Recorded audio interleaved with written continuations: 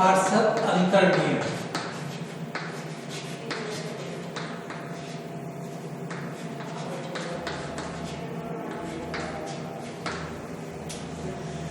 पार्षद अंतर्नियम कंपनी का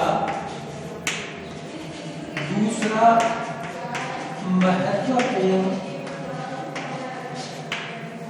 प्रलेख होता है। यह सीमा नियम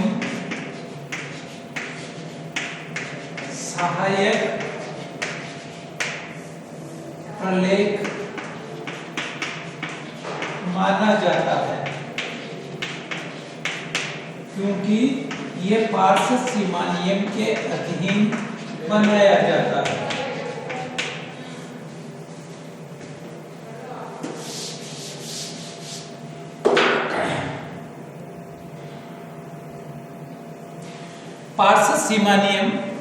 पार्षद अंतर्नियम कंपनी का दूसरा महत्वपूर्ण प्रलेख होता है।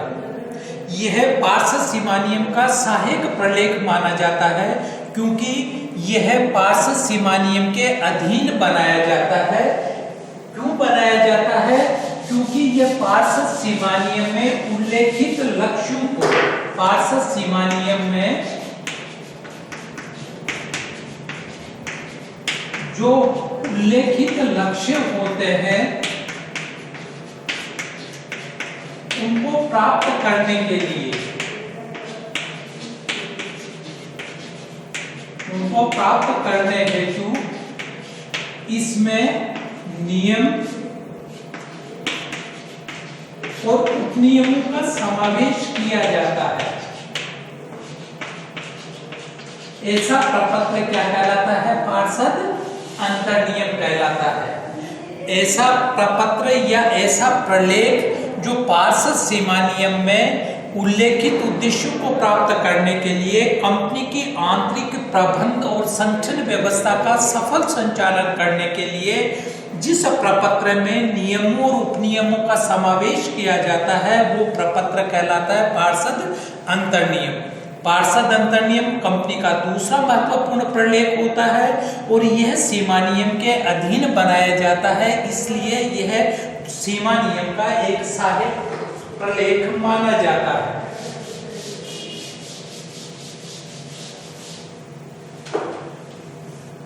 भारतीय कंपनी अधिनियम की धारा 2(5) में पार्षद अंतर्नियम को परिभाषित किया गया है कि पार्षद अंतर्नियम का आशय उस अंतर्नियम से है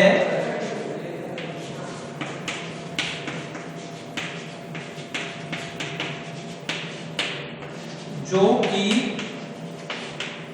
वर्तमान कंपनी अधिनियम या पूर्व किसी कंपनी अधिनियम के तहत बनाया गया है या समय समय पर परिवर्तित किया गया है, वो कहलाता है पार्षद अंतर्नियम। भारतीय कंपनी अधिनियम की धारा 2(5) में पार्षद अंतर्नियम को परिभाषित करते हुए लिखा है कि पार्षद अंतर्नियम का आशय कंपनी के उस पार्षद अंतर्नियम से है जो कि वर्तमान कंपनी अधिनियम, यानी हमारे देश में अभी प्रचलन में कौन सा कंपनी अधिनियम है? भारतीय कंपनी अधिनियम 2013 की प्रावधानों की पालना करते हुए जो अंतर्नियम बनाया गया है वो अंतर्नियम कहलाता है पार्षद अंतर्नियम। या फिर पूर्व किसी कंपनी अधिनियम, भारत में 2013 के पूर्व में जो कंपनी अधिनियम प्रचलन में था, यानी भारतीय कंपनी अधिनियम 1956 या ब्रिटिश कंपनी अधिनियम या पूर्व कोई कंपनी अधिनियम के तहत जो कंपनी स्थापित हुई है जो कंपनी पंजीकृत हुई है उस कंपनी द्वारा जो प्रपत्र तैयार किया गया है, जिस प्रपत्र में कंपनी के आंतरिक प्रबंध और संगठन व्यवस्था का संचालन करने के लिए जिस प्रपत्र में नियमों और उपनियमों का समावेश किया गया है या फिर उसमें समय समय पर परिवर्तन किया गया है, वो प्रपत्र या वो प्रलेख कहलाता है पार्षद अंतर्नियम। लेकिन धारा 2(5) पार्षद अंतर्नियम का अर्थ स्पष्ट नहीं करती है, इसलिए भारतीय उच्चतम न्यायालय ने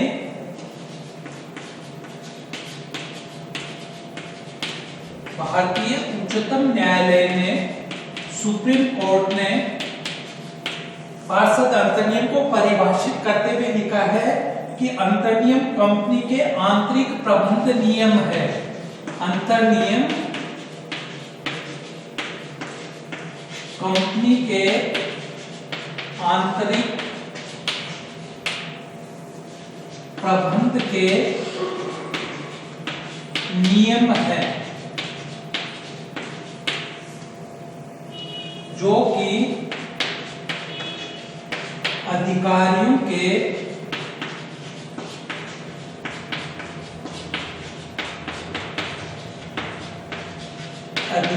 को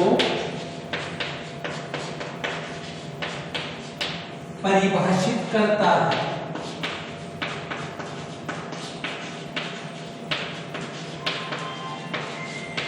सुप्रीम कोर्ट ऑफ इंडिया ने आर्टिकल ऑफ एसोसिएशन को डिफाइन करते हुए कहा है कि पार्षद अंतर्नियम कंपनी के आंतरिक प्रबंध के नियम होते हैं। कंपनी अपनी व्यवसाय का संगठन का सफल संचालन करने के लिए कुछ नियम और उपनियम बनाती है।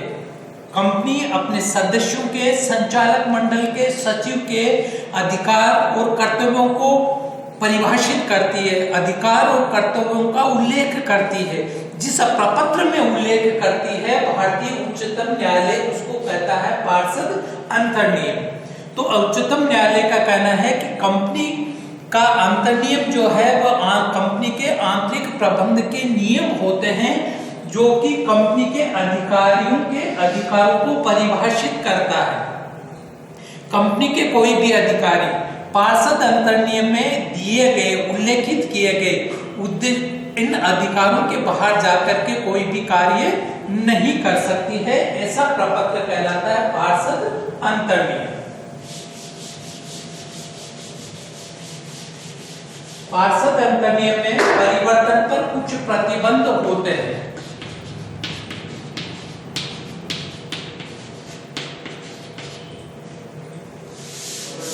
परिवर्तन पार्षद अंतर्नियम की क्या क्या विशेषताएं होती है।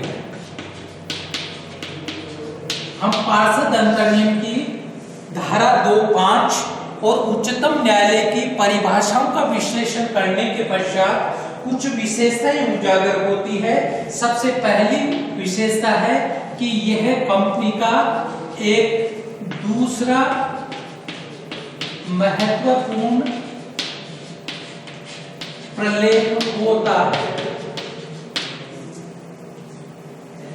यह सीमा नियम का एक सहायक प्रलेख माना जाता है, क्योंकि ये पार्षद सीमा नियम के अधीन तैयार किया जाता है।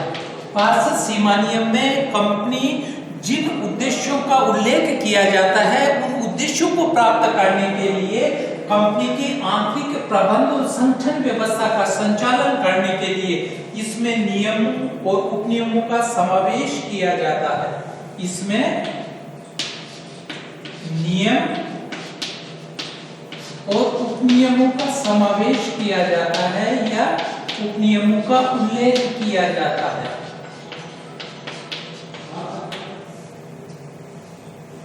ये परिवर्तनशील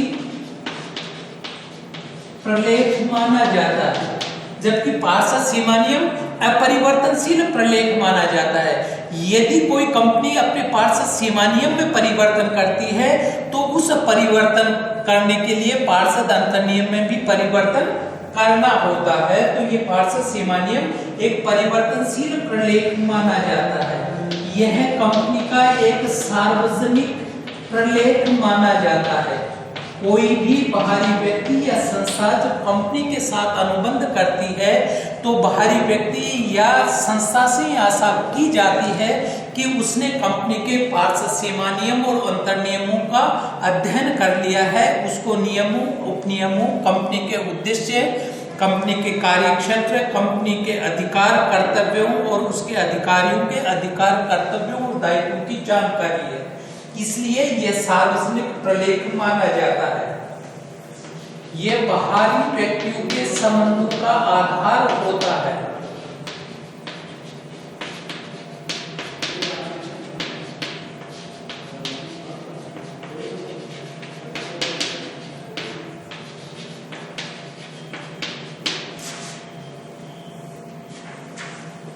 पार्षद नेक्स्ट विशेषता है कि पार्षद अंतर नियम सभी कंपनियों को बनाना अनिवार्य नहीं है।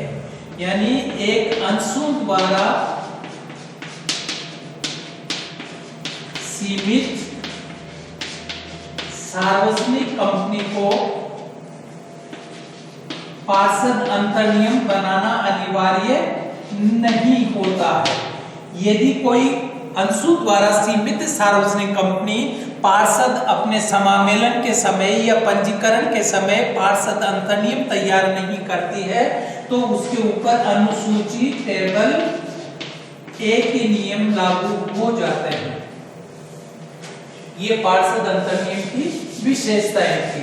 अब पार्षद अंतर नियम में हम परिवर्तन करने के लिए कुछ प्रतिबंधों की पालना करते हैं। तो परिवर्तन पर प्रतिबंध।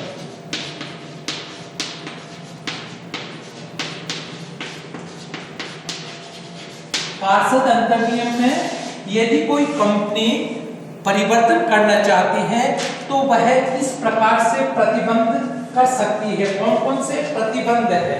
सबसे पहला प्रतिबंध है वैधानिक प्रतिबंध।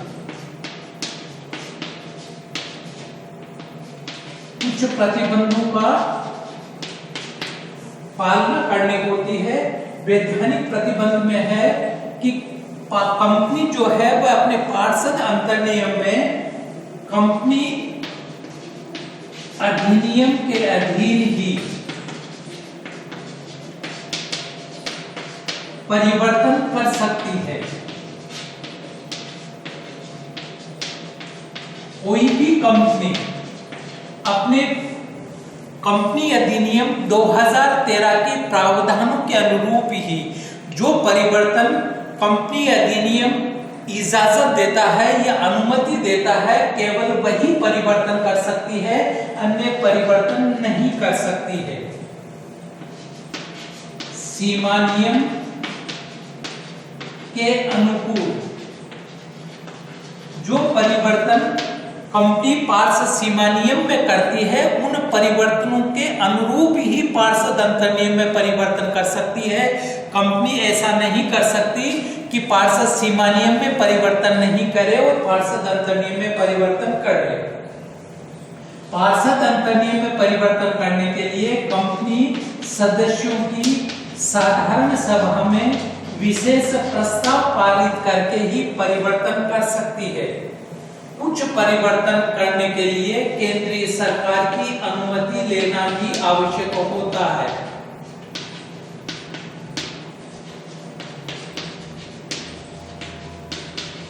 यदि कोई कंपनी, यदि निजी कंपनी सार्वजनिक कंपनी में परिवर्तित होती है या कोई सार्वजनिक कंपनी निजी कंपनी में परिवर्तित होती है तो ऐसा परिवर्तन करने के लिए कंपनी के पार्षद अंतर नियम में परिवर्तन करने के लिए केंद्र सरकार की अनुमति लेना भी आवश्यक होता है। कोई भी परिवर्तन जो है वह कंपनी के सदस्यों के दायित्वों में वृद्धि नहीं कर सकता है।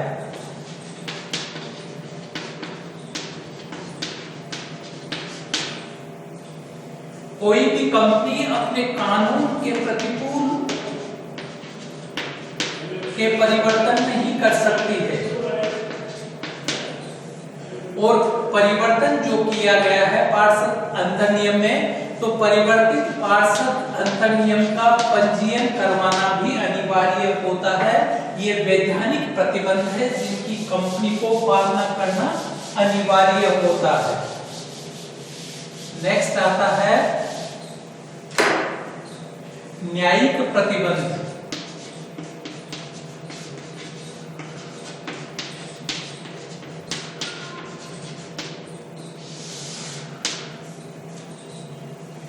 पार्षद अंतर नियम में परिवर्तन जो है वह कंपनी के हित में होना चाहिए। अहित में परिवर्तन जो है वह अवैधानिक माना जाता है। अल्पसंख्यक अंशधारियों के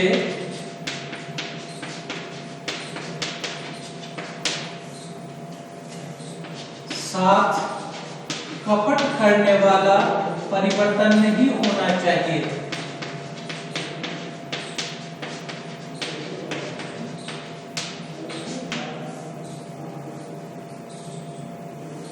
परिवर्तन से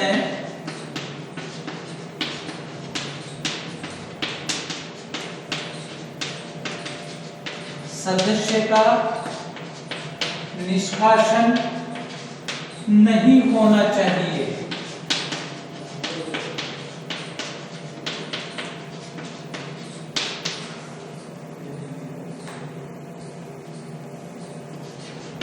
परिवर्तन भूतकालीन तिथि से प्रभावी नहीं होना चाहिए।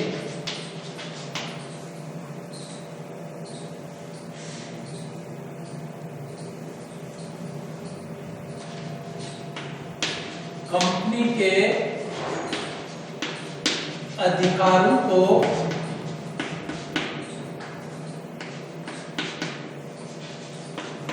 प्रतिबंधित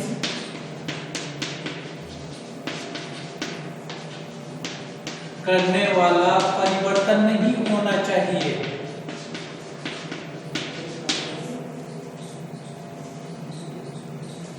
कोई भी न्यायालय, चाहे वह उच्चतम न्यायालय हो या उच्च न्यायालय हो, न्यायालय न तो परिवर्तन